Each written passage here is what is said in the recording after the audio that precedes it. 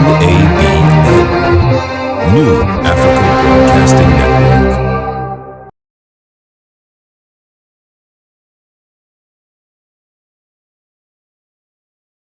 Thank you. Thank you, Dr. Ron Daniels. Before I get into my remarks, I just wanted all of us at this table to stand up and give a big round of applause to my brother.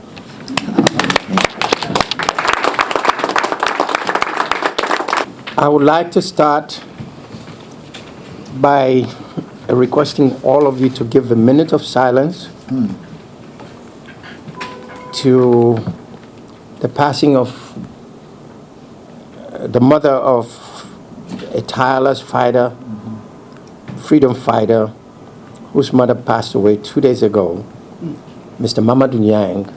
He left hurriedly and sent me a text that he couldn't be here because his mother passed away. So let's give it a minute of silence, if you will. The distinguished chairman, Dr. Daniels, Your Excellency, Dr. Francis Kaikai,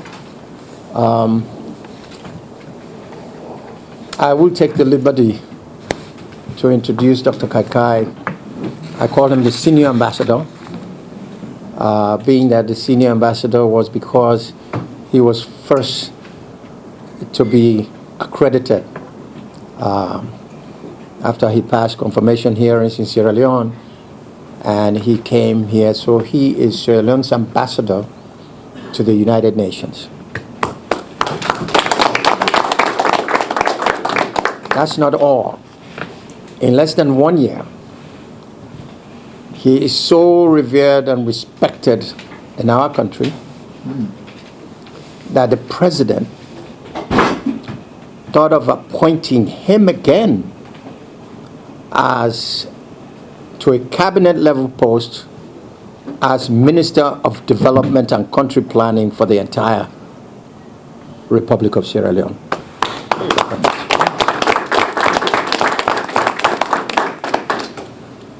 Greetings from the Deputy Chief of Mission, Ambassador Sheku Masale, and the entire staff of the Embassy of Sierra Leone to the United States. And let me also recognize my spiritual leader, Imam Talib Rashid, for his tireless support and advocacy for the continent. Imam, thank you. The Reverend Dylan, for teaching us Africans about the value of being an African in the diaspora. Thank you very much. And of course, to my boss, who call him the most distinguished chairman who leads Africans in this country, the scientist, the distinguished professor who was voted twice as the best doctor in the United States, Dr. Mohammed Nur Hussein.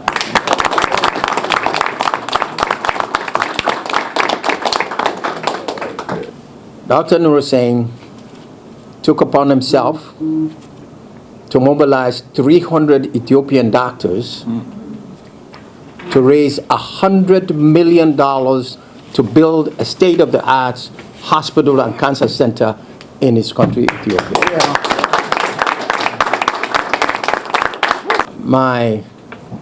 We call him the diplomat. He told me we used to call him the Excellency, but definitely I think there was a coup with Dr. Daniels, part of that coup.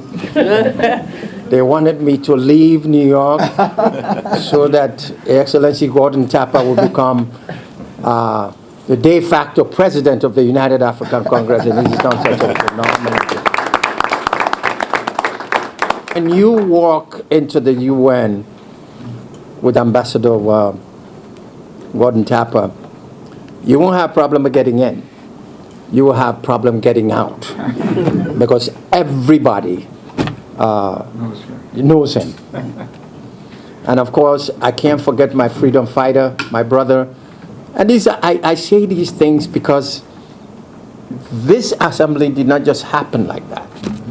There were people who have paid dearly for many of you to sit at this table. So I think for those of us who were there from the beginning, it is important, like always the distinguished chairman says, to tell the truth. Because when you tell the truth, that's the way you be free. Milton Alamadi, I can say this proudly, has been the single person, loner, that have taken up the fight for his country, Uganda. And he leads that effort with excellence and distinction, and I'm proud to call him comrade. And my sister, you know, if we're going to have another president in the Dominican Republic, I got a candidate. and I say this because some of us who have been in the movement, we know what it means to be on the street. We know what it means to be in organizations where discrimination is rampant.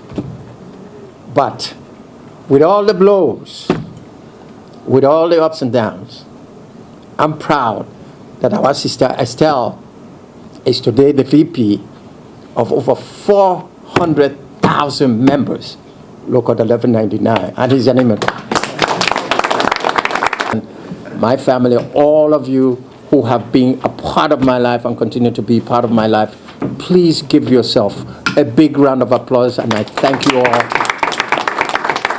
The diaspora is pivotal to the sustainability of the ongoing rebranding of Africa. The African diaspora is very integral to the socio-economic development of the continent of Africa. That explains why you have the presence of many luminaries in this room today and on the table. Names like our journalist Moses, my comrades in both United African Congress, UAC, and the Pan-African Unity Dialogue. Allow me to begin this address by thanking you all for the sustained partnership and support you have provided me over these many years. Whether it was from the streets of the Bronx, during the tragic death of the late Amadou Diallo that was shot 41 times, to his tragic death in the hands of the New York City Police Department, thereby unleashing the ire of New Yorkers and the world about the ugly chapters of police brutality. Some of you in this room marched alongside with the UAC on the streets of New York, Albany, Washington, D.C. to demand justice. Whether it was the Ebola epidemic that afflicted the countries of Sierra Leone, Guinea, and Liberia, you partnered with the United African Congress, Give Them a Hand Foundation, along with many peoples of goodwill, to advocate for the world to pay attention, that ultimately wiped out the epidemic with a robust donor mobilization of billions of dollars to end the epidemic that took the lives of thousands of people in the affected countries. Some of you in this room, we are on the front lines with us. We thank you. And whether it was the principal campaign mounted by this pole to fight for immigrant rights in the United States, as well as to promote good governance on the continent of Africa, many of you have stood shoulder to shoulder with us in speaking truth to power without compromise. And whether it was an issue of good governance on the continent of Africa that mainstream media was silent about publishing, Black Star News freely and willingly provided the pages of its newspaper to speak truth to power. Thank you, Milton. And finally, whether it was a campaign to elect the first African from Ethiopia to head the World Health Organization, WHO, you joined the fight to make it happen.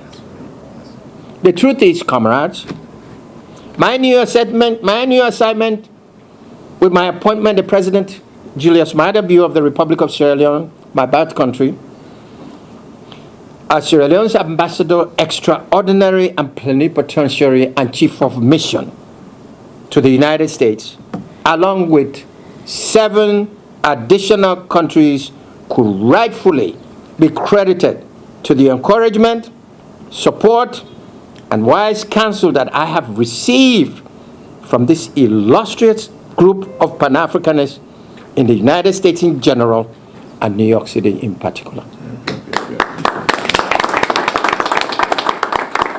For years, Dr. Daniel has fought diligently and without surrender in bringing the African families together.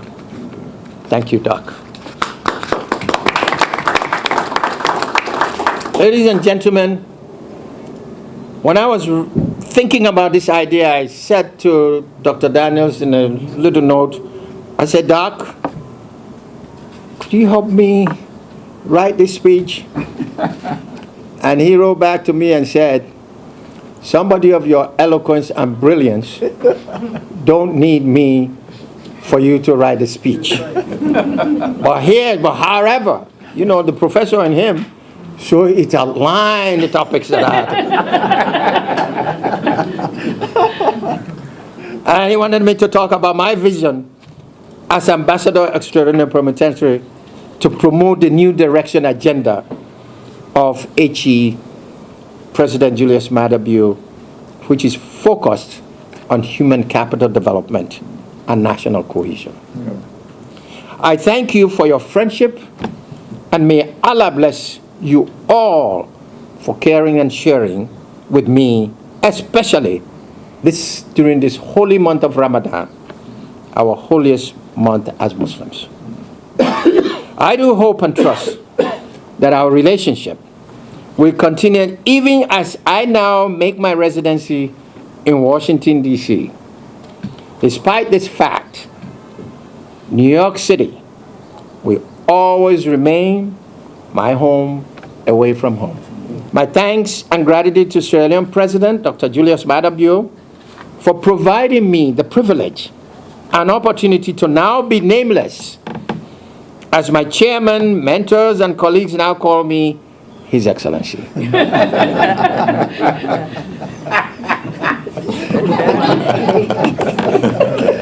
That was nice. What a journey it has been. What an opportunity to continue carrying our message to world leaders. Be rest assured, ladies and gentlemen, I will carry that message without fear. Mr. Chairman, distinguished gentlemen, ladies and gentlemen, Africa is a continent with great potential, with a population of 1.2 billion out of the 7 billion of people in the world, and with the most youthful population demographic in the world. Africa is a place of promise. Africa is also the second largest continent in the world, and it has the most expansive and diverse concentrations of natural resources. Africa also has infrastructure needs calculated at beyond $100 billion every year. There is also tremendous potential investment in all sectors, from small to heavy industry, manufacturing, technology, agribusiness, tourism, renewable energy, to urban development. Indeed, the prospect for high profit and returns for investment are very high in Africa. Mr. Chairman, distinguished ladies and gentlemen, despite these opportunities to most, Africa is still defined in terms of bad governance, natural disasters, hunger and diseases, corruption, and political instability. But thankfully, with renewed determination in recent years by some African leaders, including my own president, H.E. Julius Maada Bio, we are rising up to the challenges. We are changing the narrative by telling our own story in our own voice. In the area of trade and investment, there has been an impressive progress in improving the regulatory environment for doing business and promoting trade and investment. Many African governments are now engaged in reviewing their outdated legal instruments dealing with the rule of law. Quote, rebranding, end of quote, has now claimed to be the catchphrase associated with transformation of institutions.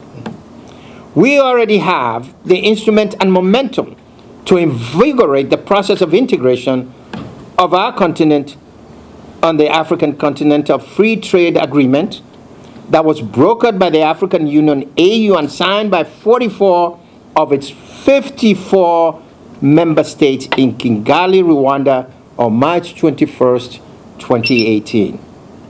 When implemented, this agreement would prospectively become the largest planned free trade area in the world in terms of participating countries since the formation of the World Trade Organization. Secondly, in the area of peace and security, there are fewer armed conflicts now in Africa than ever before. Today, African ladies are taking the lead in ensuring quicker return to stability in countries affected by armed conflict through more robust frameworks designed and implemented by the African Union, ECOWAS, and other regional organizations. Furthermore, we are witnessing continued progress on governance, although we are still facing challenges in fighting corruption. For example, in my country, the administration of President Julius Maada Bio has set up commissions of inquiry to hold corrupt officials of the former government to be held to account. Now, let me just say this. The monies that these people stole, the president recouping that money through the commission of inquiry, they are investing that money into free education in our country. Additionally, Africa's working age population is growing rapidly, with estimations that the number of young people entering the region's workforce will exceed that of the rest of the world by the year 2050. While this growth is a potential economic benefit, measures have to be put in place to prevent unrest. Mr. Chairman, distinguished ladies and gentlemen, the old age problem of the continent of Africa to be passive on the UN Security Council is once again being a matter of concern with my president, H.E. Julius Maada Bio, the coordinator of C10, advocating and demanding for full membership and voting representation on the UN Security Council. The cause is right and just, and that time is now. Mr. Chairman, allow me to speak on the subject that is very close to my heart, the diaspora. There are two distinct groups of Africans in the diaspora. There are Africans that we are involuntarily moved out of the continent as a result of the transatlantic slave trade. This set of people, a consciousness of return has always been strong. It was a consciousness of a return to the state of liberty, a return to the assertion of economic, political, and cultural freedom. This consciousness of return led to the founding of the province of Freedom, which is today known as Freetown, by freed slaves in 1789. It was this consciousness of return that led to the revolt of Singbe Peer, commonly known here in the United States as Joseph Sink, during the Amistad affairs. Good. It was also this consciousness of return and assertion of cultural identity that sustained the Gula community here in America. Yes.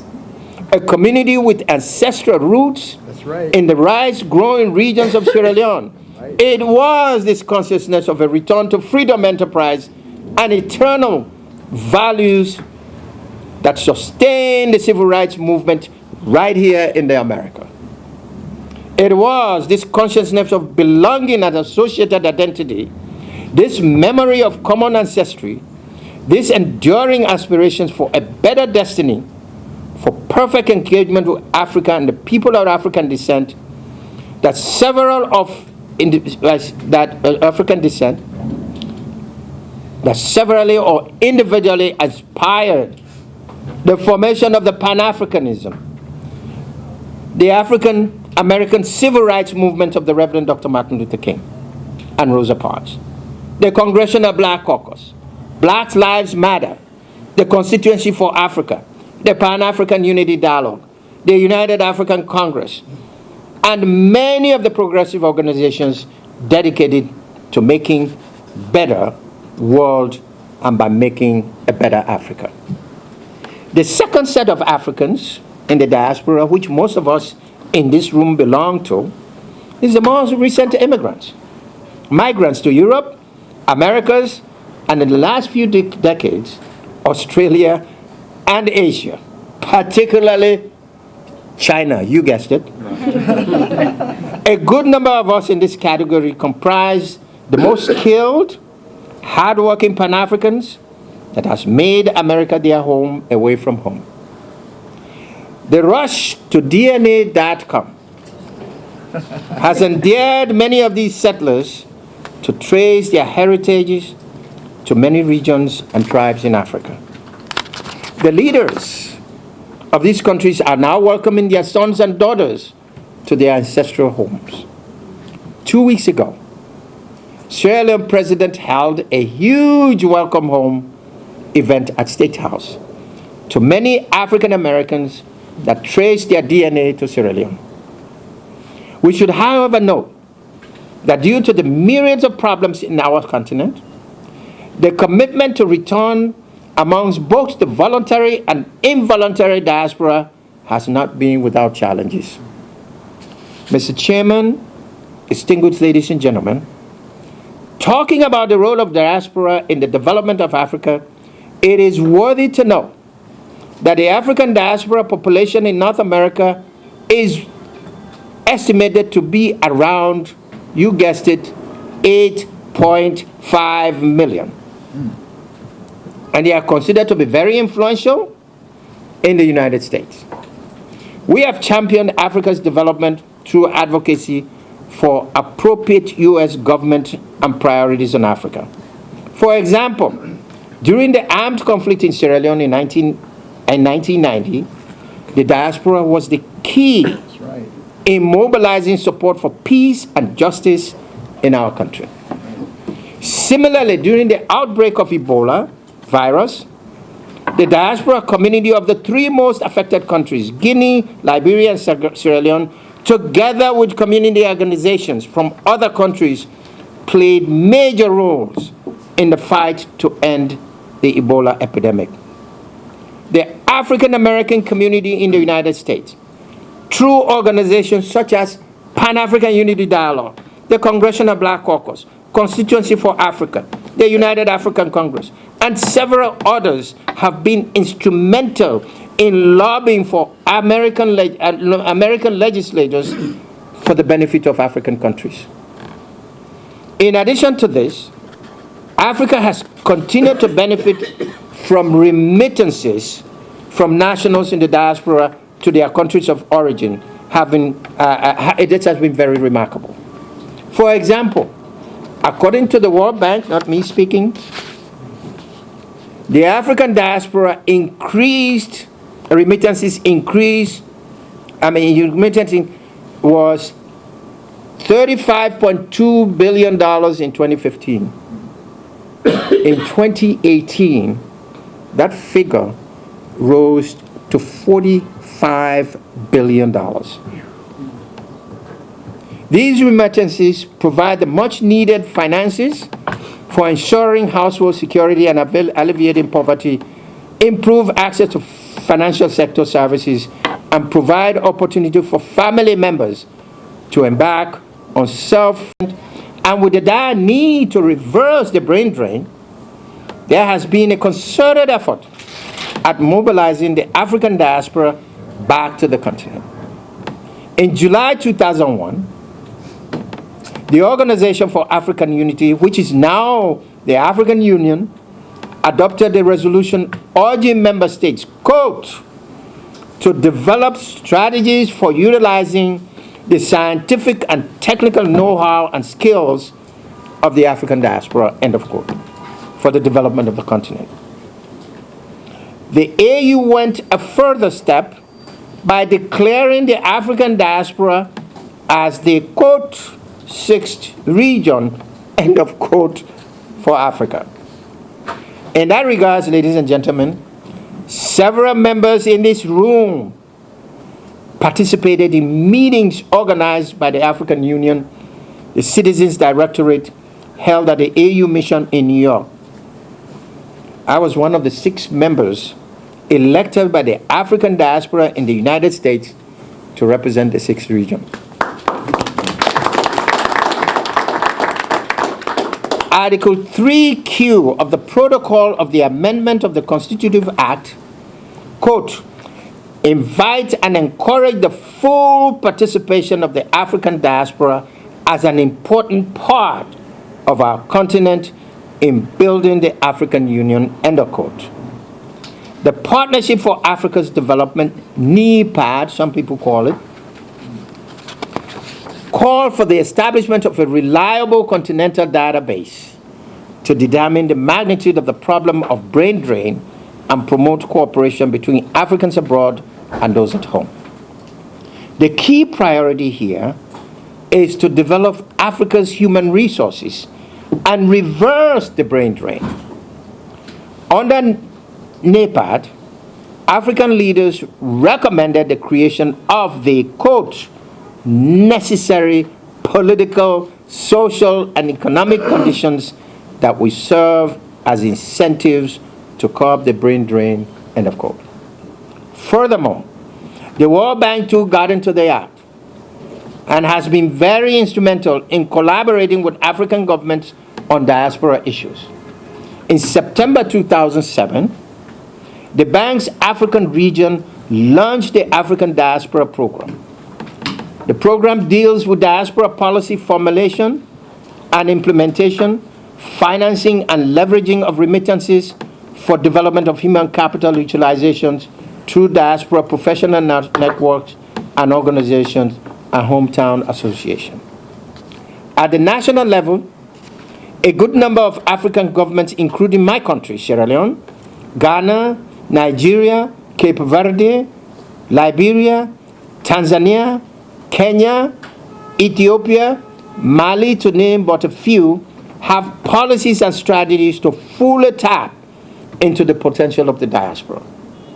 In Mali, for example, there is a Minister of African Diaspora, a cabinet-level position. In my country, Sierra Leone, if I'm not mistaken, appointed the first ambassador to the United States, a diaspora Sierra Leonean American that lived in the United States for over 37 years. I'm the only one.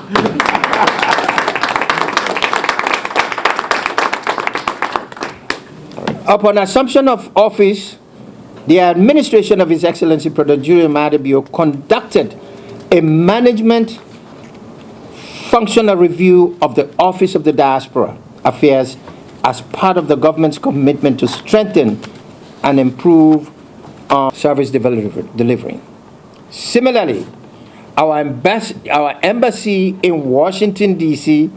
has embarked upon engaging my compatriots in the United States and other countries of my accreditation to get Sierra Leonean professionals to return to fill the critical capacity gaps in our ministries, departments, and agencies, MDAs. Over the couple of days, we have engaged the Sierra Leonean diaspora medical community in concerted efforts to provide high-class medical services in our country. The embassy has also stepped up efforts to create a database of Sierra Leoneans in the diaspora. As part of our diaspora engagement, we are holding the first national town hall meeting in the Washington, D.C. metropolitan area on June 15, 2019. You are all invited. Mr. Chairman, in view of the fact that the administration of His Excellency President Bio has put more emphasis on economic diplomacy, I cannot come here and go back without giving you highlights of the great progress our government has made in the area of doing business in Sierra Leone in just 1 year. And let me be clear, Sierra Leone is open for business. And let me tell you, what have we done?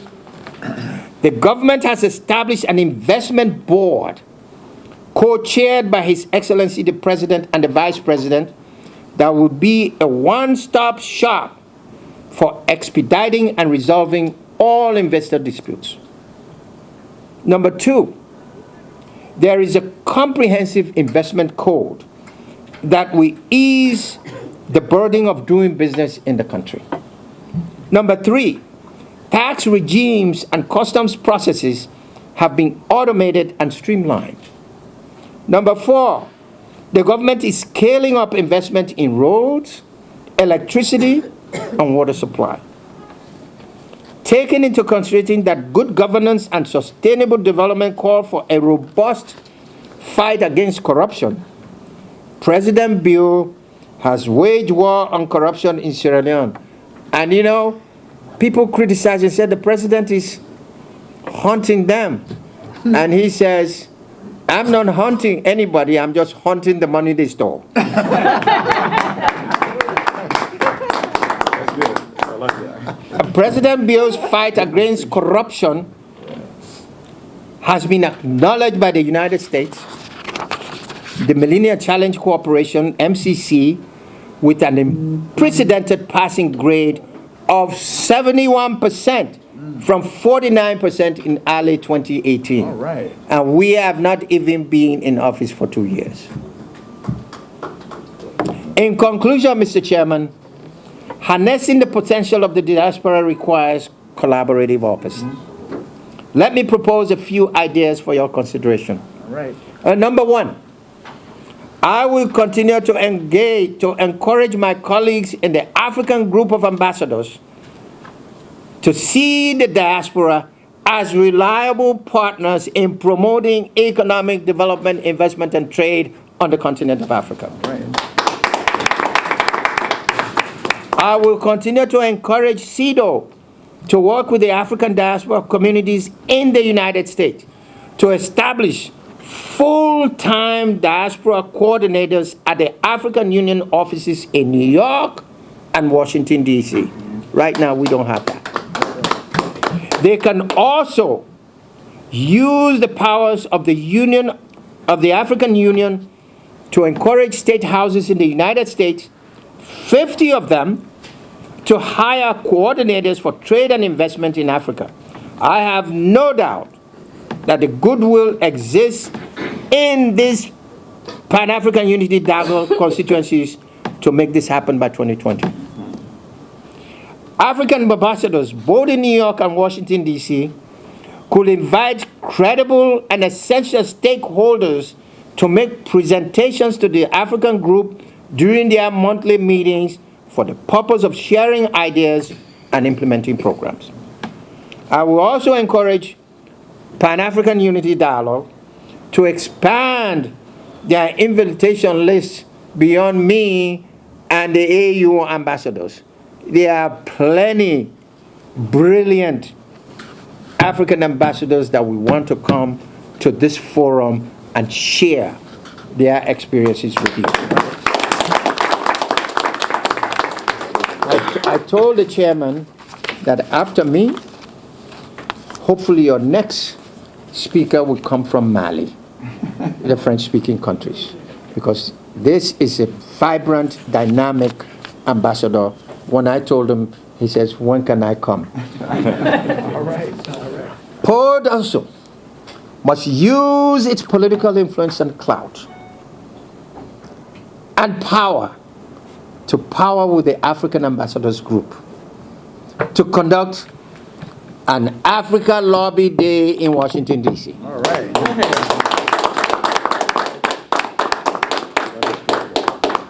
I will also, and this we said it before, encourage our African diaspora citizens in the United States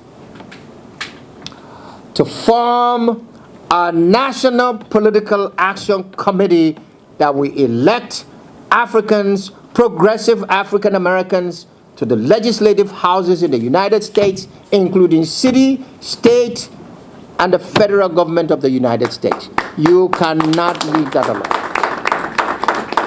And we shall continue to dialogue with our stakeholders like the World Bank, African Union, Organization for Migration, the United Nations Development Program, for its world-renowned transfer of knowledge through expatriate nationals. As I take my seat and shut up, I'm reminded of an old Bible proverb that says, "It is only in its own home and among its own kindred that a prophet goes unhonored." But today, you have shown me otherwise by providing me and my delegation, Ambassador Dr. Francis Kaikai, Ms. Jennifer Pujan Buntijan, First Secretary, Mr. Suresh, Transportation Director, my family and friends that have traveled far to attend this important gathering of stakeholders, that we are honored. And I thank you and God bless you.